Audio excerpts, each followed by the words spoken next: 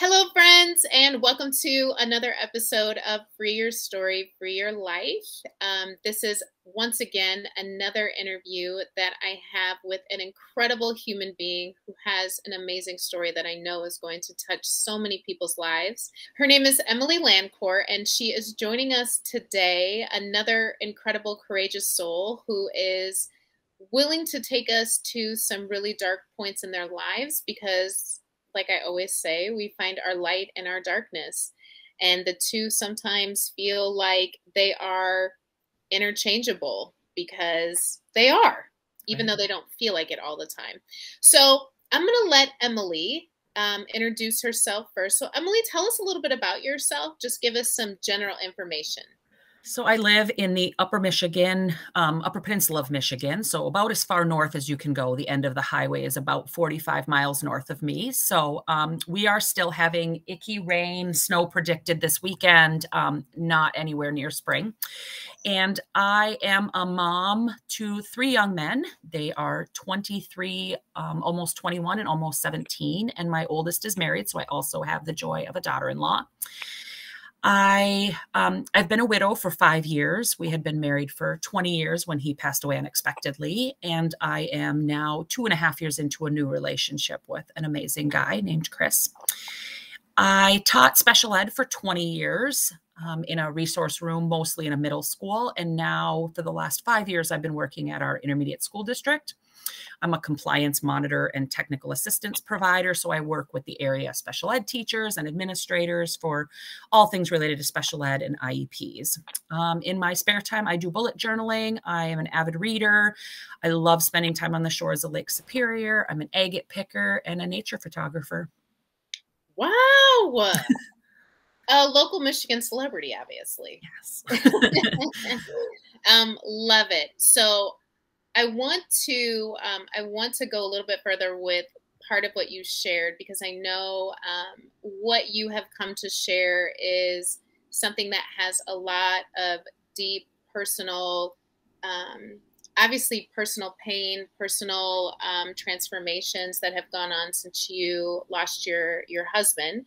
So I want you to take us before this occurred. So just set up your life for us so we get an idea of your relationship, what was going on with your life, and then take us to that really difficult moment that we're going to dive deep into.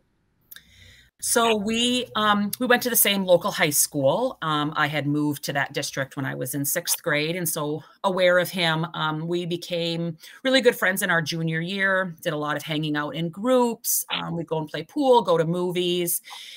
Junior prom was coming up. We were both on the prom committee, and people kept kind of hinting that he liked me. And I was like, I don't know. And I didn't know if I was ready to date. I'd never dated anybody. And a friend of mine, then we were going to go together to prom. And she said, oh, my boyfriend is going to be in town. And so I was like, okay. And we were at a dance one evening, because at that point in 1992, we still had high school dances. And we were at a dance, and he asked if I would dance with him, and we danced, and he asked if I would go to prom with him. And I agreed as friends, because we were friends and that kind of thing. And then one night we were driving separate vehicles, and I had to go past his house to get to mine. And he had said he was going to follow me home or something. And he didn't. He pulled over. And so I pulled over, and I said, I thought you were going to follow me home. And he asked me to the movies. And we went to the movies and started dating and went to prom a couple weeks later. And kind of the rest is history. We went through the rest of our junior year, all the way through our senior year, graduated together. He stayed here to go to school. I went 2 hours away to Northern to get a degree in special ed. He changed his mind, went to a farther away school his second year, and then did end up transferring to Northern. And so we actually ended up going to college together too. We lived in separate dorms, but got engaged. We got married before I did my student teaching. We came back to the area so he could do his student teaching.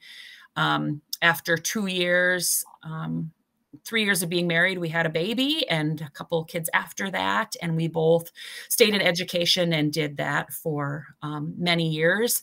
We bought a house when our oldest was a year old, and I've lived in the same house now for 21, 22 years. We lived down the street from his parents. We're about 10 miles from my parents. His sister lives next door. My son and daughter-in-law live a block down the road, so really close connection. We had the same faith, went to the same church. We're both really active in our church. I taught Sunday school. He was on the finance committee. We did kind of everything together. We vacationed together. He did a lot of fishing, loved baseball. I did a lot of the reading and going to the beach. So we did have a little bit of that, but really did a lot of things together, had that commonality with our jobs and raising our kids and living in a small town where everybody knew everybody. And like I said, we'd been together since we were juniors in high school. And so thought we would grow old together, thought we would live in this house. We added an addition on once we had the 3 children. So we had enough room, and we designed our bedroom and our bathroom to be handicap accessible, thinking that, you know, if we needed to be here in wheelchairs or those pieces, our grandparents were all elderly and needing that in-home care and assisted living. And so really just thought we would be together forever, and had plans to, you know, renew our vows at some point and to maybe, you know, go to Hawaii. We didn't have a huge honeymoon when we got married, but really just thought we would be together and raise our kids. And our oldest was, you know, a senior in high school, and I had one in 10th grade, and I had a middle, you know, a 5th grader, and things were going well and everybody was doing great. And he started having trouble with like a hernia. And so said, well, I'm going to schedule some surgery, and I'll do it right before Christmas break, because then I'll have time to recover. I'll only have to miss 2.5 days of school if I have the surgery on a Monday. I'll be healed by Christmas to be able to do all those activities. Planned some pieces of just, I don't know how well I'm going to be feeling by Christmas. So he had gone and done some shopping, and we had gotten some of those pieces, and hadn't even had our Christmas tree up or anything. And so he had the surgery. It went really well on that Monday. We were home by the afternoon, and everything changed the next day. Yeah. So when you got to the everything changing, how long had you all been married? How long had you been together? We had been together from 1992, and this was 2018, December of 2018. So we had been married for 20 years. Wow. And had been together, you know, 5 or 6 before that. So yeah. So you set up this life that was ready for the end, right? Yep. Everything was on autopilot at this point. He has a common surgery, comes home from the surgery. So then take us to this moment where everything upends. But one thing that I want you to focus on, because this is the part of grief that I think people don't understand, take us through what is going on emotionally while these things are unfolding, so that we can kind of get a plug into what's going on internally. Yeah. So that was Monday. He came home. We had dinner together that evening. He was really struggling to get out of a chair. I had to do a lot of support. And so I wrote my sub plans that if I needed to be gone on Tuesday, that would be fine. I had everything set up. And he was supposed to have somebody with him for 24 hours. And so his dad said, well, I can come over in the morning if everything is, you know, okay, and you can go to work. And so in the morning he had gotten up kind of on his own, and I had him settled in the chair. I gave him a glass of water, the remote for the TV, his cell phone, everything was ready to go. And the kids and I all left and went about our day thinking nothing was out of the ordinary. And in the afternoon, I'm not sure of the time, that's gone from my memory of, it was after lunch, I believe. I was in a meeting, and a secretary came in and said, I need you to come out here. Your priest is here. I thought, my priest is here? What does that even mean? Yeah. And I walked out, and my priest was there, and woman I was acquainted with, her child and my child were friends in elementary school. And so I was really just like baffled of like, what are you doing here? And then they said, you need to come with us over to the hospital. And then anger, I believe, is the emotion I was experiencing. Like anger hit of, you need to tell me what's going on. And they said, we don't know. And I said, you need to tell me. I need to know what's going on. Is he okay? And they said, we don't know, but you need to come with us. And I remember going up to my classroom and getting my purse and my jacket, because it's winter, and going out, and I believe the priest drove my car over, and the hospital was literally across the street from the school. So it was like 2 minutes to the hospital. And Tara, the woman that was there, said, I'll go get your boys from the school, from the high school. I taught in the middle school and the buildings were connected. And so not even thinking that I probably should go and get my children, I just went with it, like that confusion piece of not even knowing what's going on or what's happening. Nobody will tell me anything. I don't know what I said to anybody in the school when I left. And I got to the hospital, and pulling in the parking lot, my parents' car was there. Like, that was what I noticed first was and I thought, what are my parents doing here? And they live, 15 minutes away. Like, what? I was so confused on what was happening, not even in he's gone. Like, that wasn't even a thought I had. Just what is happening, and why are these people here? And when I walked into the emergency room, Steve's parents were there, Doug and Julie, and my mom and dad were there, and my youngest was there already, and my sister-in-law was there, and the priest had come with me, and they said, you need to come back. And I said, do any of the kids, anybody want to come? And the kids were like, no. And my oldest said yes. And somebody said, well, should they go? And I said, it's up to them. If they want to come, if they don't want to come, like, that's really up to them. Like, I really let them make that decision. And I went back, and he was already gone. His mom was pretty hysterical of, you're not supposed to go before me. Like, this isn't right. Everything was fine. And everything kind of became a blur after that. I remember meeting with the doctor and had the sense to tell her that if you need to tell your girls about this, you can, knowing that as an emergency room doctor, she wouldn't be able to speak to her children about it with privacy and things. So for some reason, I had enough sense to connect to that piece of, you can tell your children. I don't remember telling my children. When I came back out, everyone was there. My youngest was like staring at a fish tank, and my oldest started calling places. I said, well, people need to call the school and let them know, like, what's going on and why we all just left. And he really just said, start handing me phones, and he was contacting people. Steve's best friend, Matt, taught at the school with me, and I called him and couldn't get a hold of him right away because he was teaching. And I called the office and said, I need to talk to Matt. And I said, you need to come to the hospital. Steve is gone. And he just also was in shock and came over, and just in talking to him, and we were in between two sets of doors. And at one point, the door just kept opening, and it was cold, but it kind of felt good. And I said, why does the door keep opening? And he goes, because you're leaning on the button. Like, I wasn't even aware that I was leaning on the handicap button that opens the door, just like in a blur. And then I don't know how long we were there. I was aware when school got out because other kids kept coming, like friends of my children showed up and were, being supportive, and people were leaving to go and pick up their kids, and different things were happening. And then everybody said, well, let's head to your house. And I remember my mom saying, let me go and make sure everything is okay before you get there. And I'm thinking, I don't know what that means, but okay, well, she wanted to.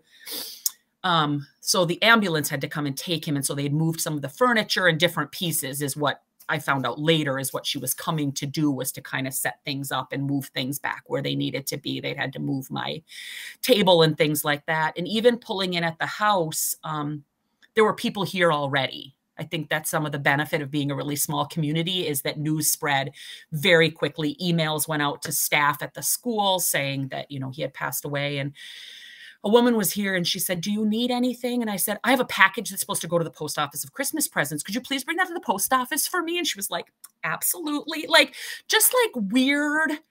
Yeah. Like, why was I even thinking about a package at that time? Like, Yeah. my husband has just passed away. I am in this whole new state. And I'm like, oh yeah, I was going to go to the post office after school today. Can you take this? And just walking in the house, and then having people here and bringing in food. And we had, like, everybody bought chicken and everybody bought grapes. Like, like the weirdest things that, thinking back, like, why do I remember what food people brought? Like, I was not even able to keep track if I had eaten or not eaten, and sobbing one minute and then like laughing about something another minute, because he had a great sense of humor, and people were showing up and sharing memories. And my kids were talking about going to school the next day, and people are like, they're going to go to school. And I was like, they're going to do what they need to do. Like, I'm not going to work, but like, if they need to go to school and keep this normalcy and get ready for Christmas break, then that's what they do. And I had lost one of my best friends had died in a few years before that at the age of 35, very unexpectedly. And so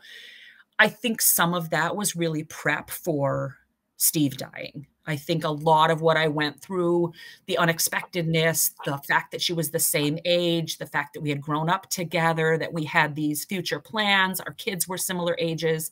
Yeah. It had led Steve and I to have a lot of conversations about what would happen if this happened to one of us, because you don't expect your best friend to die at 35. And so when he died at 42, I think I'd had some of that prep and to be able to deal with it. But just the confusion and widow brain is real. Like, your brain just does not work of remembering, like, if you'd eaten or who had been at the house and what time it was and what day it was. And then you instantly have to make plans. Like, you're planning a funeral and visitations and what you're going to send for them to wear in the casket. And are your kids going to school? Or are they not going to school? They're going to school, but it's Friday before Christmas break. So they need, cookies or something. And like, just mostly that confusion and like, how's this going to be and what's going to happen? And how is this possible? Like, he was fine when I left this morning. Like, really just confusion, I think, is that first emotion that I really felt. I wasn't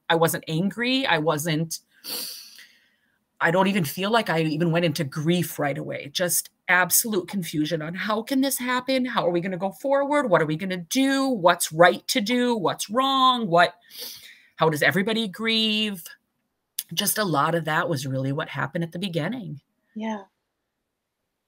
I want to go to the state that I think many people forget in like the grieving process, right? Because it's like right after death occurs, just like you said, it's like there's people, it's like people are coming over the house, people are checking in on you, they're bringing stuff, they're talking about it, it's current, it's fresh, and it's like there's like a sense of autopilot.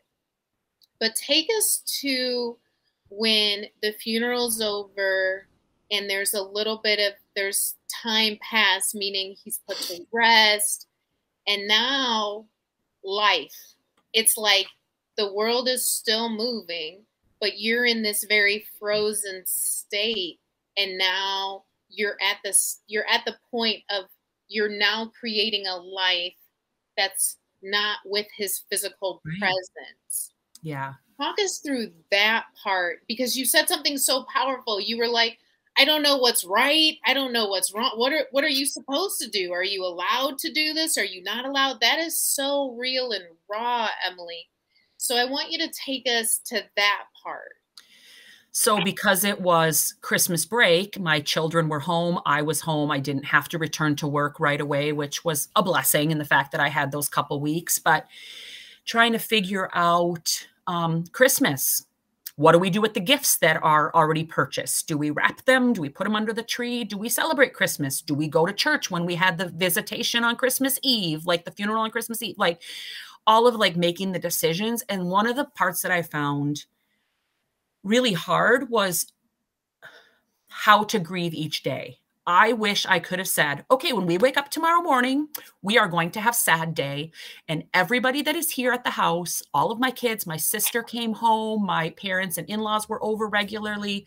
Tomorrow's going to be a sad day. Everybody's going to cry, do what they need to do, stay in bed, do whatever. And then the next day, we're going to have a happy day and we're going to share memories and we're going to laugh and we're going to go to the movies and I'm going to go to the grocery store and we're just going to do this. And then another day, let's be angry and punch each other, get in a fight. I don't care. Tear down the fort that somebody needed. And it was so hard to be in, I'm having a really rough day and I still have 3 children I need to figure out who are all having 3 totally different emotions than I'm having and not understanding it. And how do you explain some of these pieces? And my youngest was 10, that's a whole different spot than when you're 17, like figuring those pieces out. And then January comes and somebody said, are you going back to work? And I said, well, I'm kind of sick of being home.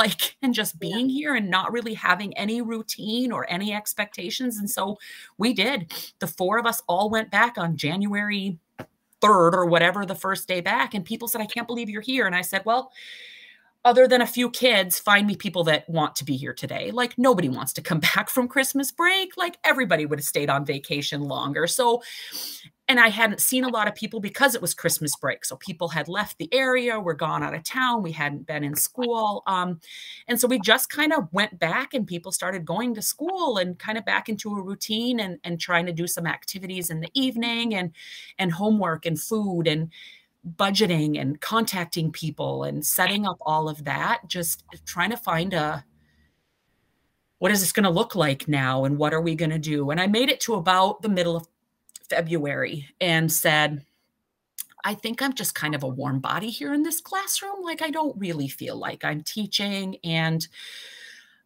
worked to take some time off and said, I'm going to take off until probably spring break. So I'm going to take the rest of February and all of March off and then kind of decide what I want to do. And my youngest stopped going to school at that point too. And I said to him, how come when I was going to school, you could go to school, and now that I'm not going to school, you can't go to school? And he goes, well, after a few days of processing and talking through it, he said, well, the last time I went to school when somebody was home, they died. So if I go to school and you're left home, something's going to happen to you. And I couldn't tell him he was wrong at that point because it was such an unexpected, like, I feel like if he had been ill or he had been sick, and you kind of have that, if I had known something was happening, I would not have gone to work that day. Like, we wouldn't have left the house. And so trying to figure out, I feel blessed because we had done a lot of budgeting and I did like our bill paying and I did those pieces, but like getting mail addressed to him and getting phone calls and trying to figure out his email password to be responding to emails, and what do we do with his cell phone, and can I sleep in my bed? Can I use the bathroom, which is where he passed away? Like, even just those little day-to-day things were so different. And then the person I process grief with is gone. Like, that's who I would be processing this with, of helping me plan these things and figure this out. And what do I tell the kids? And is it okay if they don't go to school today? Is it okay if we never cook a meal again at home? Is it okay if nobody, like, we never sit together at the dining room table again? Like, all of those things being okay. And when my friend had passed away, it took me a long time to seek counseling. And so this time I knew right away, like, I need to start counseling right away. And do I make my kids go to counseling? Is that what a good parent would do? Is I make them go to school and I make them go to counseling and I make them talk about their feelings. Well, they're middle school and high school boys. Like, they don't want to talk about their feelings. They don't see any reason to go to counseling. Do I force them to still continue going to church, in this church that their dad was so involved in? So really questioning like that parenting piece. And then, like, how do I go on? Do I ever think about, there's no way I could ever date again. There's no way I could ever be in another relationship. But how do I not have this relationship? Like, this was the plan. These were things we were going to do. We were going to go camping. Do I keep my camper? You know, like, just trying to figure that out. And one day in counseling, I said, I just want somebody to tell me that I can have a good day. Because everybody kept saying to me, it's okay if you're still grieving. It's only been 6 months. It's okay if you're going to be still grieving. It's only been a year.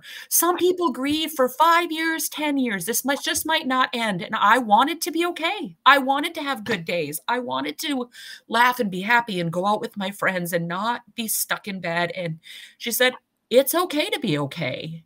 And at that point, I had started kind of my writing journal and my writing process of publishing a book of my story. And I said, that's my title, is I want people to know that it's okay if you're not okay and you're still grieving. And it's okay if you have days where you're not grieving.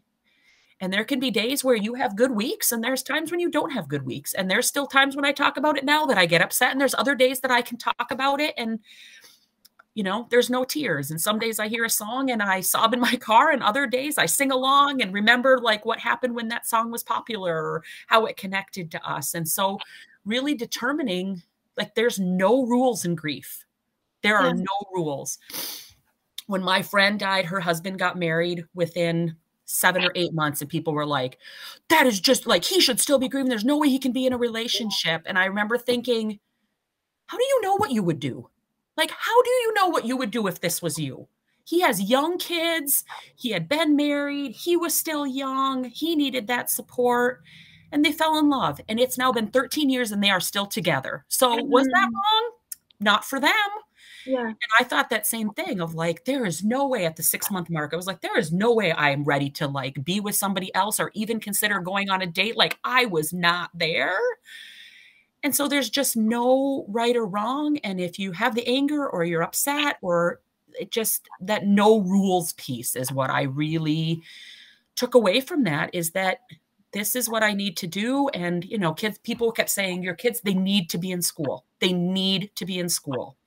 And I said, why? They are good students. They're getting their stuff done. And we finally got to the point that I said, no, they're done. We're going to do this online piece. And my oldest graduated 6 months later. So in May, he graduated, and we made it through that piece. And then my second one, we tried to finish some stuff out. And then of course the pandemic hit, which added a whole nother level to school and illness and people being sick and all of that. And just really just deciding that I needed to do what I needed to do and what was best for my kids, regardless of what other people thought or that judgment piece. And that took a lot, because that's not really who I was.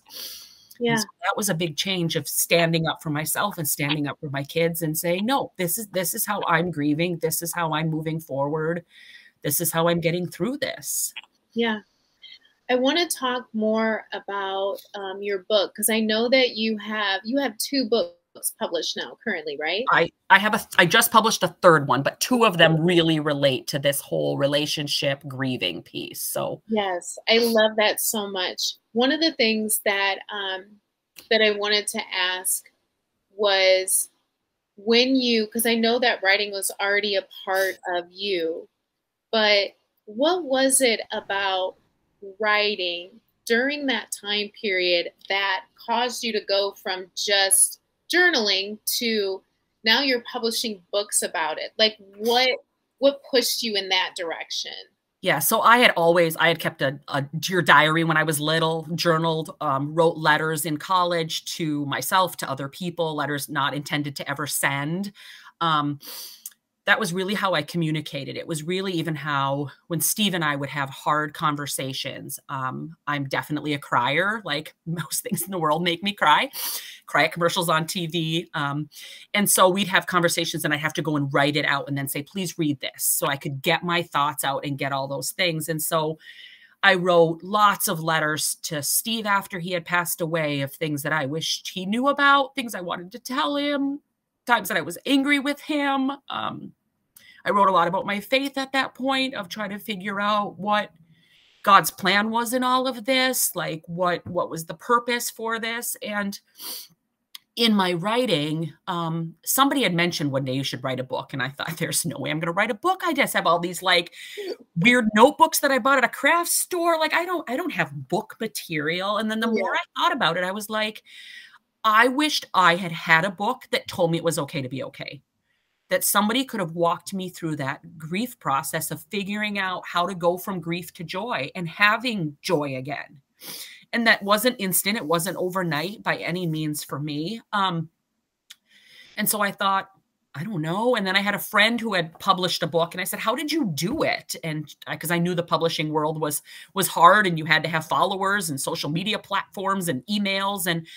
And I really started with a blog. So I have a blog called Grief, Faith, and Finances, is where I really started my story. And I took a lot of the blog posts and I took a lot of my journals and I turned it into a memoir of just, here is my journey from a little bit of background history, similar to what, I gave today. And then it was just my journal rights. Anything related to his death, to grief, to moving forward, to the decisions I made with my kids and household and vehicles and, of all of those pieces. And my thought was, if I can get this out there and I can get it published and it helps one other person, one other widow or somebody else grieving, then maybe that was the purpose. And so I did publish my first book right when the pandemic started. So it's called It's Okay to Be Okay, Finding Joy Through Grief. And then I've always experienced what I call miracles, just little things that happen. For example, Steve leaves me quarters. There are random quarters all over my house. I found one in my bed one day, and now there's like 8 by my nightstand. Found one in my car one day, just those little things. I have think about a song and it's the next song that plays on the radio, like just those things. And so I've been documenting them through multiple journals and different bullet journals. And so I compiled all of those together into a book called A Cup of Miracles. Oh. And it just talks about different synchronicities that I've seen, miracles, whatever you want to call them. And so I published that the next year. And then 2.5 years ago, I kept seeing somebody's name on Facebook. You know, it'll say like so-and-so and 12 others liked your photo. And I kept seeing this name, Chris. And I thought, who is this? Like, I don't even know who this is. And so kind of did that stalking thing where you go and look at their profile, and realizing I knew his sister. I had been at his house in high school, but didn't have really any connection to him. And he had liked one of my photos of agates. And so I just reached out and messaged him and said, hey, do you pick agates? And he said, no. And so, well, if you ever want to learn, let me know. And so I had that summer kind of decided that maybe I would look at dating again. I was, 45 and young, and my kids were getting older. And I just thought, I don't want to be alone. Like, I'd like to have somebody to do things with. And so we met up at the beach, and I showed him how to pick agates, and we spent 3 or 4 hours on the beach together and went to dinner, and now see each other multiple times a week and are looking at a commitment ceremony of sorts this fall. Because of the ages of my kids and kind of the fact that he didn't really expect to ever be in a relationship, but navigating that whole part of, is it time to move forward? And am I ready to be with somebody? And the, confusion of, is that right? Or is that wrong? And what do you do? And how quickly do you move forward? And when does he meet the kids? And what do I tell my in-laws, who I'm super close with? I mean, I have dinner with them every week. And, so how does all of that piece work? And what do my kids feel? And so I recently, in March, published a 3rd book, and it's called It's Okay to Love Again. And it's that story of the moment of Steve passing away, of, okay, I'm never going to be with anybody. This is never going to happen, to here we are planning, commitment pieces. And so just sharing that part of that, it is okay to move forward. And it doesn't mean you've forgotten, and it doesn't mean that you're still going to have moments of grief, but that intense grieving is over, and I'm doing what I need to do. And so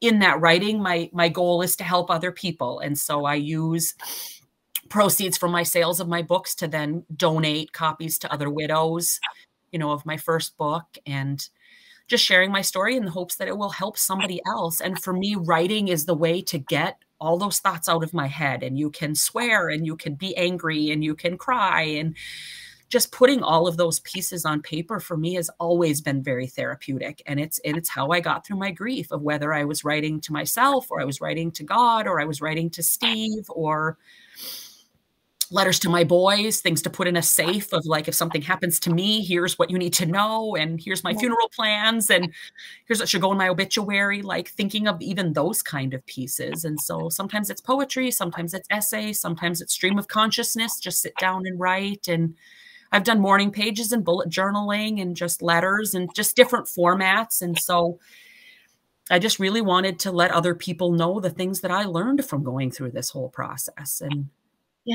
that there can be joy and you can have love again. Yeah. You might have already answered this, but I want to know, through this whole experience, right? I'm sure there's been daily nuggets you've received, and all sorts of really nuanced lessons that you've learned. But if you can pinpoint some sort of light that you were able to hold on to during this darkness, what do you feel like you can pull from this and say, man, this was a gift in the midst of this darkness? This was a gift to me. I think it was a gift because of how much I feel like I became me. I wasn't us anymore. And I wasn't, even the mom piece changed, of like who I became as a person, to have that strength to speak up for my kids and to speak up for myself, and to take time off of work and to switch jobs, and now to have like moved forward and found love again, and to know that Steve wouldn't have wanted me to be stuck in that grief piece forever.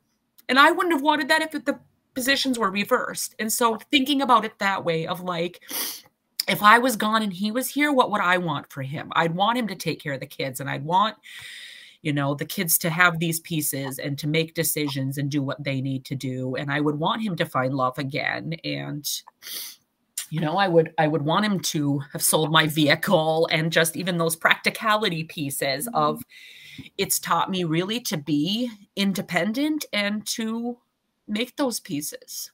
Yeah, I love that. Emilie, one last thing before we conclude. I want you to think about audience members right now who are listening and who are watching and who may be going through their own grieving process. And for anyone who's lost someone very close, it can feel like you're almost outside your mind, like you're going crazy, you know? And in those moments, sometimes it's little reassurances. So thinking about that, what is one piece of advice or word of encouragement that you can give to somebody who's finding themselves at some point in the grieving process? I think really spending a little bit of time at the end of the day thinking about what brought you joy that day. Because every day there's something, whether there happened to be a piece of chocolate in your freezer that you'd forgotten about, that the fact that the sun actually shone, and that, you know, a little bit of snow melted, or that, you know, your kid sat down and watched TV with you and didn't talk to you about Minecraft. Like, just like little, like anything to see that even though it's dark and it's hard and it's scary and confusing and you're angry and you don't know day to day before this happened what was going to come, and you don't now know what's going to come. And so finding those little bits of joy, even doing it as a reflection or a gratitude practice in the morning. I write down 3 things every morning that, you know, were good that happened the day before. And sometimes it's the fact that I have indoor plumbing. And other days it's the fact that, you know, my sister came home and we got to spend the entire day together. So sometimes they're big things. Sometimes they're little tiny things like, I am so thankful that I have fresh water in my bathroom, like that I can wash my hands and I don't have to walk for water. Like, just finding those little things to be grateful for in those moments of joys. And then those little moments of joy grow and you start to see more of them. And the memories are joy, and the fact that you are moving forward and that you have 100% chance of surviving every day because you've done it already. Like realizing that piece, that there can be joy mixed in with all of this, and that joy will continue to grow. Yeah. And it's different timing for everybody, and that's okay. Yeah. Thank you so much for that profound wisdom, because it's so, so true, something that we forget. Thank you also for sharing this incredibly powerful, beautiful, vulnerable, all of it story in just such a beautiful way. I am extremely grateful, and I know our listeners are as well, for your willingness to come on and talk about a time period in your life that most of us know at some point, the mortality of life, but also never want to face. It's something none of us ever want to face. And for you to be willing to share that, we are just so, so thankful. And for the beautiful way that you told it as well, just such an incredible human being. So thank you so much, Emilie, for being with us today and for sharing this story. Also, for those of you who are still watching, in the description, I'm going to place the link to your author page. I think this is an incredible book for anyone that is in the grief journey, or you know someone in the grief journey, or just to purchase it, because at some point all of us will be on this journey. If you're a human being on the planet, at some point this will hit home for you. So thank you, Emilie, also for being willing to publish that and put it on a very public platform. That just shows so much more of the courage and independence that you communicated, that you're finding within yourself, and you're sharing it. So thank you again for being with us. And thank you for the opportunity to share it. And like I said, I hope it helps somebody else go through this process, because it's not fun and it's not easy, but there's a good side to it, and you can come out stronger than you were at the beginning. Yeah, Definitely. Thank you so much, Emily, and thank you for all of you who are watching and listening. Please comment, share, and also let this be even more encouragement for you to share your story, whatever it is, because when you free your story, you free your life. I'll see you all next time.